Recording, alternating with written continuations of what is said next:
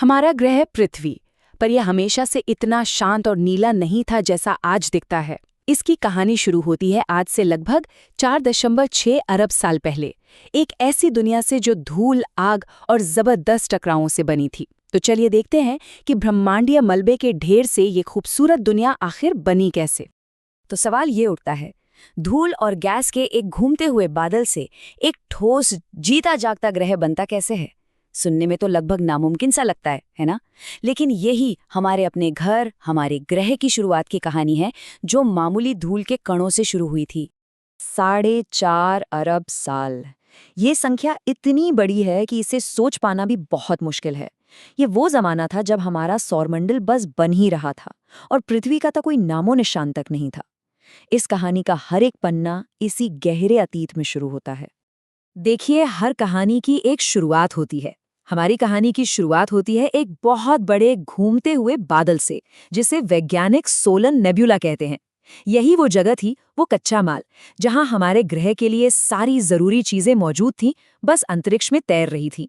तो ये है सोलर नेब्यूला, हमारे पूरे सौर मंडल का जन्मस्थान। जरा कल्पना कीजिए, गैस और धूल की एक बहुत बड़ी घूमती हुई डिस्क की।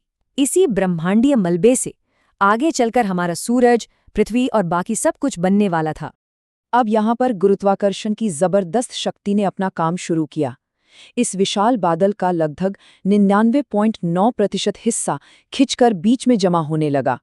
दबाव और गर्मी इतनी ज्यादा बढ़ गई कि इसके केंद्र में मानो एक परमाणु भट्टी जल उठी और जन्म हुआ हमारे अपने सूरज का। सूरज के बनने के बाद भी बहुत सारा मलबा बचा हुआ था। देखा जाए तो सिर्फ 0.1%, लेकिन यही बची खुची धूल और गैस ग्रहों को बनाने के लिए काफी थी। तो ये ब्रह्मांडीय स्नोबॉल यानी ये ग्रह आखिर बना कैसे? इस प्रक्रिया को कहते हैं अक्रीशन। इसे समझने का सबसे अच्छा तरीका है एक पहाड़ी से लुढ़कते हुए बर्फ के गोले के बारे में सोचना। वो छोटा सा शुरू होता है, लेकिन जैसे जैसे लुढ़कता है अपने साथ और बर्फ चिपकाता जाता है और बड़ा होता जाता है। ब्रह्मांड में गुरुत्वाकर्षण ने धूल के कणों के साथ ठीक यही किया। ये प्रक्रिया कई चरणों में हुई। सबसे पहले धूल के कण आपस में चिपककर छोटे छोटे पत्थर बने। फिर ये पत्थर आपस में जुड़कर ग्रहाणु या प्लैनेटेसिमल्स बने, मतलब कुछ किलोमीटर बड़े चट्टानी पिंड। लाखों सालों तक ये ग्रहाणु एक दूसरे से टकराते रहे, एक विनाशकारी ब्रह्मांडीय खेल की तरह, और इन्हीं टक्करों से आखिरकार एक पिघला हुआ आग का गोला बना, हमारी शुरुआती पृथ्वी। उस पिघले हुए ग्रह पर जो भारी चीजें थी, जैसे लोहा और निकल, वो डूबकर केंद्र की ओर चली गईं। इसी से पृथ्वी का घना धातु का कोर बना। पर ये सिर्फ एक परत नहीं है, ये हमारे ग्रह का इंजन है, जो एक चुंबकीय क्षेत्र बनाता है। और यही वो अदृश्य ढाल है जो आज हमें सूर्य की खतरनाक रेडिएशन से बचाती है और इस ग्रह पर जीवन को संभव बनाती है। अब हम आते हैं पृथ्वी के इतिहास की शायद सबसे बड़ी और सबसे विनाशकारी घटना पर, हमारे चांद का निर्माण। ये कोई शांति से होने वाली प्रक्रिया नहीं थी, बल्कि एक महाविनाश वाला ब्रह्मांडीय टकराव था। शुरुआती सौर मंडल एक बहुत भीड़-भाड़ वाली जगह थी। हमारी नन्ही पृथ्वी अपनी कक्षा में अकेली नहीं घूम रही थी। एक और ग्रह जो लगभग मंगल के आकार का था, उसी रास्ते पर चल रहा था, और वो दोनों सीधे एक दूसरे की टक्कर के रास्ते पर थे। तो एक तरफ थी हमारी शुरुआती पृथ्वी, जो धीरे धीरे अपने आज के आकार में आ रही थी, और दूसरी तरफ था थिया, मंगल के आकार का एक और ग्रह। इन दोनों की टक्कर ने हमारे ग्रह के भविष्य को हमेशा के लिए बदलने वाली थी। ये सिर्फ एक टक्कर नहीं थी, ये वो एक घटना थी जिसने हमारे ग्रह को फिर से बनाया, उसे एक नई शक्ल दी और उसे एक स्थायी साथी दिया, हमारा चांद। इस टक्कर से जो ऊर्जा निकली, उसकी तो कल्पना करना भी नामुमकिन है। इसने खरबों टन पिघली हुई चट्टान को अंतरिक्ष में फेंक दिया, जो पृथ्वी के चारों ओर एक छल्ले की तरह फैल गई। और फिर धीरे धीरे गुरुत्वाकर्षण ने इस सारे मलबे को एक साथ खींचा और हमारे चांद का जन्म हुआ। उस जबरदस्त टक्कर के बाद पृथ्वी सचमुच एक नर्क जैसी जगह बन गई थी। वैज्ञानिक इस युग को हेडियन ईयन कहते हैं, जो ग्रीक देवता हेडीज यानी अंडरवर्ल्ड के देवता के नाम पर है। और सच कहूं तो ये नाम उस दुनिया के लिए बिल्कुल सही था।